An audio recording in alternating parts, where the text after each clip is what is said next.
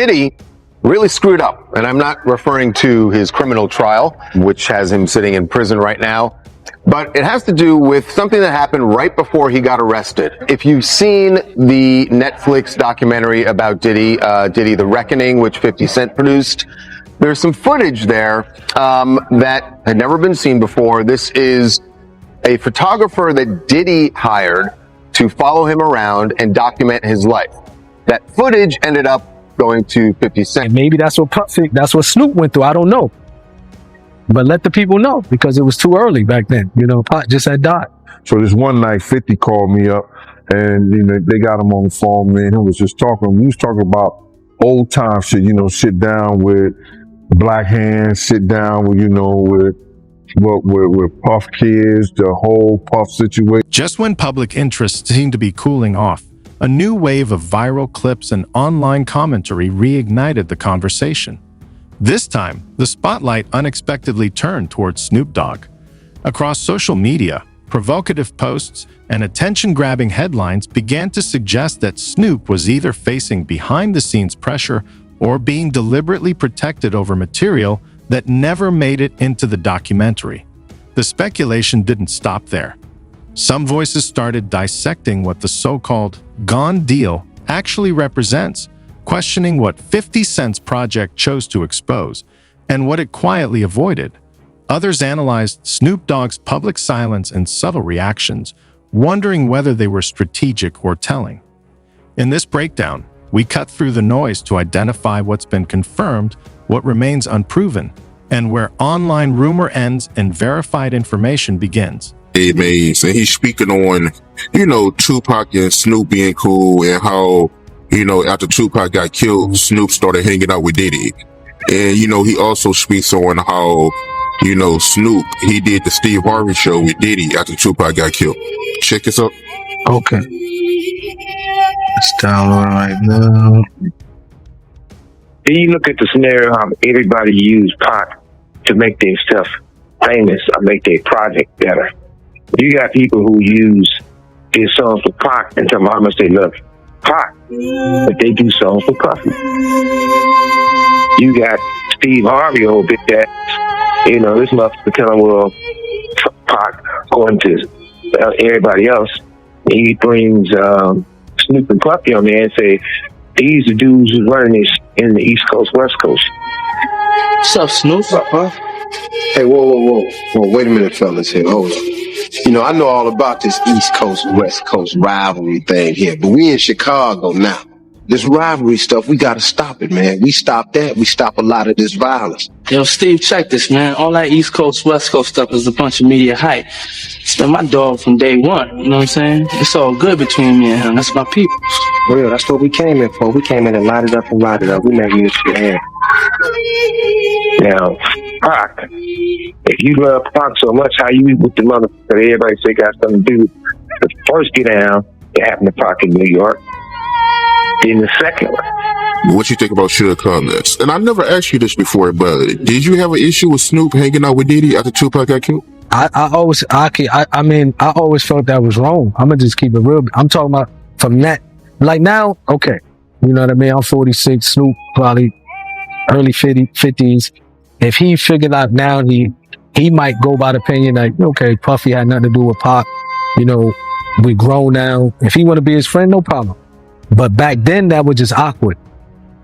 You know what I mean? And the reason why it was awkward to me that I never even like it because you knew how Pac felt about this individual. You know what I mean? Even if you don't agree with him, you probably could have said, you know what, I probably ain't gonna come out, publicly with this because until things clear up. So I really know I could be certain that, they didn't have nothing to do with Pac. But it's like, it was no, okay, it is what it is. So that I never really respected that back then. So you had an issue with it. You didn't like it. Never really liked it. It just was a strange look because you was Pac boy. You know what I mean? Puffy, it's clear they had some issues with Pac. And Pac died and all of a sudden you chilling with Puffy. Back then it just, okay, now you can say what you want. All grandfathers, I guess. You know what I mean? That's different now.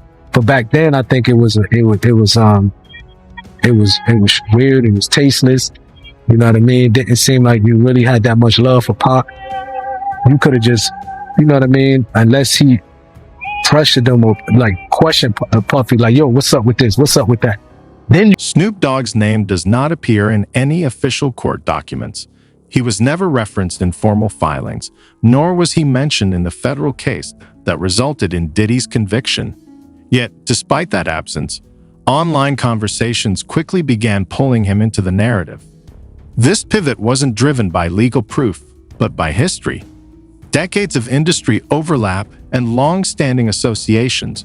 Snoop has been a central figure in hip-hop since the 1990s, moving through the same circles as Diddy and countless other power players during some of the genre's most volatile eras. Following the documentary's release, Gene Deal, a former security insider connected to Diddy, emerged as a recurring presence across interviews and reaction content. He implied that certain elements never made it into the final cut, hinting that unnamed individuals may have been uncomfortable with what was left on the editing floor. Those remarks alone were enough to ignite speculation online. Commentary channels seized on the idea, pushing theories that footage was intentionally excluded because of Snoop's status, visibility, and his unique position bridging both coasts of hip-hop. As attention snowballed, archived clips resurfaced alongside old interview remarks from Suge Knight, amplifying the digital noise and keeping the speculation alive. Deep, as if I was with. They don't know the backdrop of that. I went to his hotel room ready to fight. Like, bro, I'll fight everybody in that room one-on-one. Even if I lose, it doesn't matter. The Outlaws was with me. My homie Tiny, the Mexican homie, was with me. I didn't go there and say, let me get in a video with these guys. I went there knocking on their door. Doom, doom, doom. Tell them dudes to come out. What's up with your, what's up with your Pac? You got a problem with Pac? Because we could just fight like man to man, face to face, and then shake hands. That was my approach with them. But when they told me they didn't have no problem, I don't mind being with you. You know what I mean? I don't mind shaking your hand because they told me they had love for Pac. So that's different. You know what I mean? If he come out and say, well, I already, I questioned Puffy about it. I believe that he didn't, he loved Pac. That's my opinion. I can move the way I want to move. So when people try to, I noticed somebody, I think on your page do that, where Napoleon was in the video with Mobb Deep. They don't know how I got in that video with Mobb Deep. You know what I mean? I pulled up on him and but I'm the type of person, I never been a bully type of person. You know what I mean? If I talk to a person like a man and they tell me face to face, look, I got love for Pac, I'm comfortable to know if I can look in their eyes and if I believe what they said, I have the right to say, okay, no problem. I believe you. You know what I mean? And maybe that's what Snoop went through. I don't know. But let the people know, because it was too early back then. Pac just had died. You know what I mean? Like, he had the right to say, the reason why I'm rolling with Puffy, I questioned him about my homie. He gave me this answer. So then he did what he had to do. But it just, you know what I mean? I never really agree with that, to be honest. In the same way I couldn't be on the stage with him.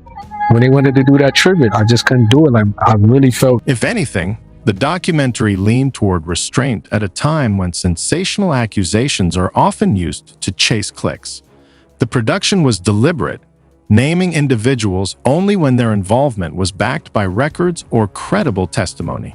That careful approach is precisely why claims about hidden or unreleased footage remain unsubstantiated.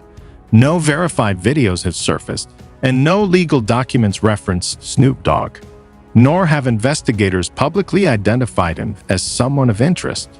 On the contrary, Snoop openly showed support for 50 Cent following the documentary's release. He shared public messages backing Curtis Jackson and made it clear there was no friction between them. That visible show of unity runs counter to the idea that Snoop was anxious about undisclosed material. Public endorsement is rarely the behavior of someone bracing for fallout. Come out triumphant. Yeah, I didn't know that's how this started. Is he started filming himself and getting this footage because he thought he was going to beat everything. Okay, Diddy that makes sense. Okay, has a relationship. Netflix. I knew that with Ted Sarandis. I saw that. Yes. Okay. And he's filming it there, but of course, when you get, obviously it wasn't a clean sweep on the prosecutor's side, but you're still going to prison. Yeah. He basically kind of scraps it. It's not also Netflix is saying, because they commissioned it, right? Netflix is saying, all right, cool. Just turn over what you got. And what we'll do, we'll make it what it is because we're just following reality. Diddy's like, well, hold on now. If I lost the case, I'm down to still do it with you, but I got to be able to control it. Now, you know, Diddy was probably going to kind of shape this doc to make it look like, hey, you know, this was malicious prosecution. They kind of went really hard at me. Mm-hmm. I'm not a perfect guy, but I am a good guy. Yeah. And Diddy was like, I need to be able to craft it. And Netflix was like, no, you're not. And he's like, well, my question is, did he sign the footage over to Netflix so they own it? Mm-mm. Like, how were they able to do this without his? No, but he didn't pay for it. So essentially, they're calling it a payment error. So essentially, the deal falls apart, or he's like, yeah, we're not going to do this. So awkward. And the people who did the work that have all this footage, they're like, so wait, you told us to film because this is going to be on Netflix. Now you're saying Netflix doesn't exist and we're not getting paid because Diddy was going to pay with Netflix money. And Netflix realized this and they went to the filmers and said, hey. Suge Knight has repeatedly leveled accusations against Snoop Dogg over the years, portraying him as disloyal and attempting to connect him to serious events surrounding Tupac Shakur's death. These claims tend to resurface whenever renewed scrutiny falls on the music industry. However, they are not new, and they have never been supported by verified evidence. Knight has made these statements from prison, often during interviews that attract attention largely because of their inflammatory nature rather than any new information. Snoop Dogg has consistently dismissed the allegations, labeling them false and rooted in long-standing personal conflict and rivalry.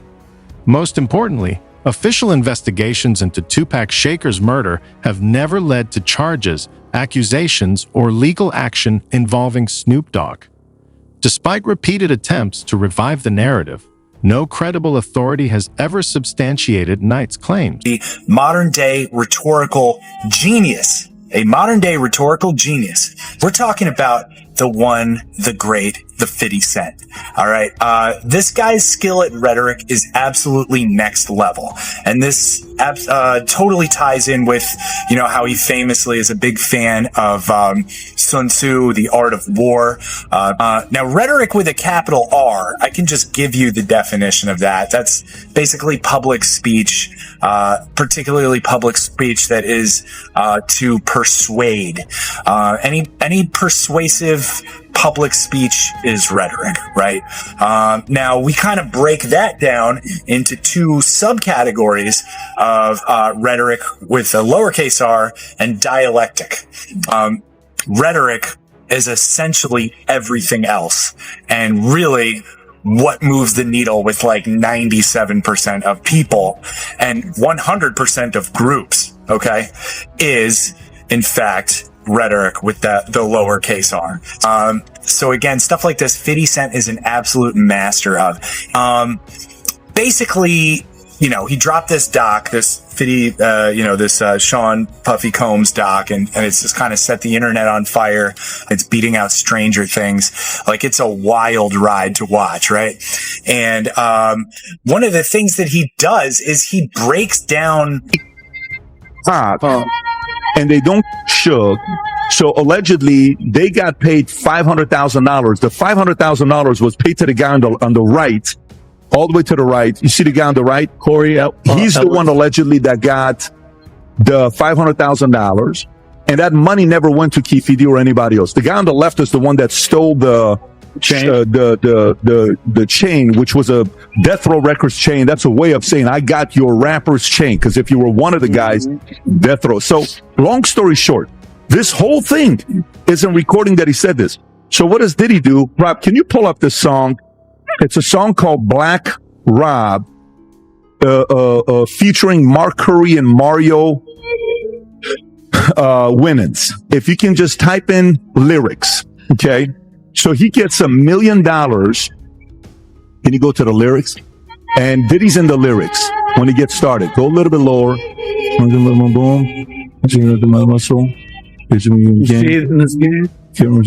you type in the word in there, Rob? Nice guy. Type Control F, nice guy. Okay, right there. Look at it's 1999. No more Mr. Nice Guy. Been nice too long. I'm just gonna start making y'all blank disappear. Man, first I'm going to take your records off the radio. Then I'm going to erase your social security number. Take your birth certificate out flies. I'm going to do your whole effing family. Ain't nothing but mercy. And then, by the way, in the lyrics, he says, I'll drop $1 million on your head to erase you. Can you type in, I'll drop $1 million? Just put Control F. Just go to Google and type this out. I'll drop $1 million on your head. I'll drop $1 million on your head, and just put Diddy next to it. Right there. See, it says Black Rob. What song came up? Right. I'll drop $1 million on your head. Erase you and your whole family, biatch. Wow. He's saying it in the song on what? Online conversations often confuse repetition with evidence. When the same claim is echoed across enough platforms, it can start to sound convincing, even when nothing concrete supports it. That psychological shortcut is powerful, and many commentators lean on it heavily. What tends to get lost is context. The fallout between Suge Knight and Snoop Dogg happened decades ago, rooted in business conflicts. Come out there to make money, however she was doing it, to feed her family. He vowed down that it's like, yo, I ain't never f***ing with her again, and I ain't never f***ing with him again. Puff and Suge had a conversation behind the House of Blues about was we all right, and Tupac was alive. Tupac wasn't dead. So if it was a war, Suge ain't having no conversation with Puff about we good. I know he could be doing the Hoboken hustle, trying to fool a brother. But had he killed my man or something like that, I wouldn't have no conversation with Puff. I'd been like, yo, you know what y'all niggas done? You know what happened? And it wasn't no conversation like that, brother. It wasn't no conversation whereas that, Suge made Puff feel like I'm going to get you a payback for what happened to Jake. This was more so that Puff, for whatever reason, Suge, for whatever reason, he was mad at Puff. And Puff, for whatever reason he was mad at Suge, it was between them two. It wasn't no whole East Coast wanted the West Coast dead, and the West Coast wanted East Coast to dead, because they still was going out, still chilling, still at places with each other. It was Bad Boy, and it was Death Row. It was no East Coast and no West Coast. West Coast dudes were still coming out on the East Coast getting love. East Coast niggas was still going out on the West Coast getting love. It was Bad Boy versus Death Row. And that's what it was, bro. And it was because of the two CEO. But Suge try to straighten it out. I gotta get at the Suge. The Death Row East Coast, the Death Row East was going to bring in Eric B. It was going to bring in Big D. And those brothers was from the East Coast. So now they was looking for a representative to come to the meeting from Bad Boy so they could straighten out this between Pac and Big and Death Row and Bad Boy. And Puff is the one who refused. Puff is the one to refuse to send a representative or either come himself. And got mad at Zip them because they were in the Mirage on 57th Street partying with Suge Knight. Got mad at them. And Zip hung up the phone on behind it. Personal clashes and highly public feuds that are well documented. Remarks made within that history deserve scrutiny, not automatic acceptance. Recycling old allegations today doesn't strengthen their credibility. It only increases the volume of speculation surrounding them. All the extras from when they had a conversation at the hospital and all that, that's absolutely not true. Say less, if you know what I mean. But instead of just saying less, since I've been in here, Snoop and other people been having people trying to bail the guy out, Keefy D, because he talking too much. Raising them trying to do stuff for Puffy because they say he talking too much. They even had somebody talk to me and say, hey, you can help him get free. I said, look, I don't have nothing to do with none of that, and I'm not leaving prison to go to nobody county jail. To the point they were saying, well, you can't leave and sacrifice a little bit in the county jail to stop that black man from getting life? Hell no. I ain't wishing bad on him at all, because I don't want to see nobody go to prison. And like I told you last time, as I find out more details about certain things, I probably would go to the Vegas County Jail if me and Keefy D was cellies. We have a good conversation after I give him, six upside his head, another 6 in his body, and another 2. But yeah, that's different. It didn't happen with Snoop didn't go to the hospital.